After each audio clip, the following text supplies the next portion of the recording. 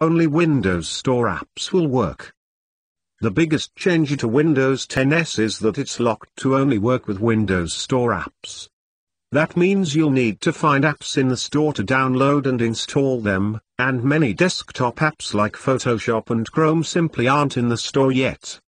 Microsoft does allow developers to port their desktop apps into the Windows Store, but not many have taken advantage of this feature just yet.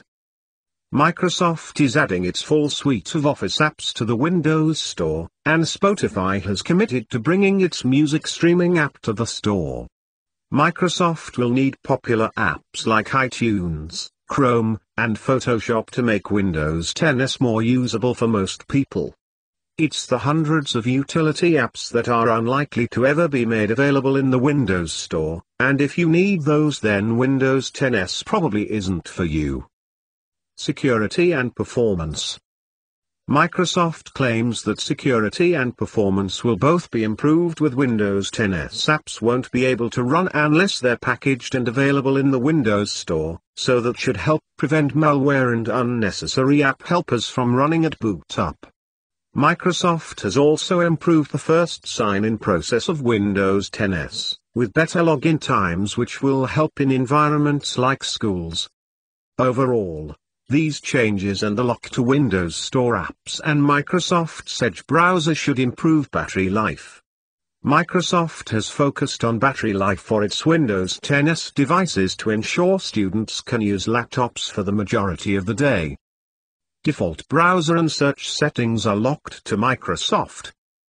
Microsoft will support alternative browsers in the Windows Store, but Windows 10s users won't be able to alter their default browser.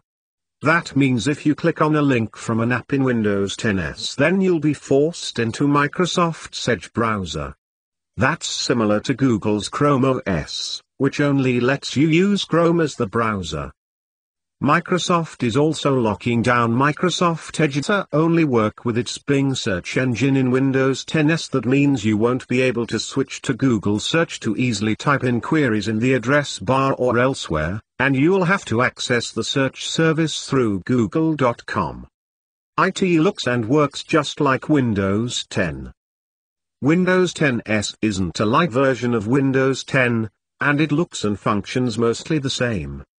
PC makers like HP and Acer will sell laptops running Windows 10s this summer, and schools can opt to switch from Windows 10 Pro to Windows 10s free of charge.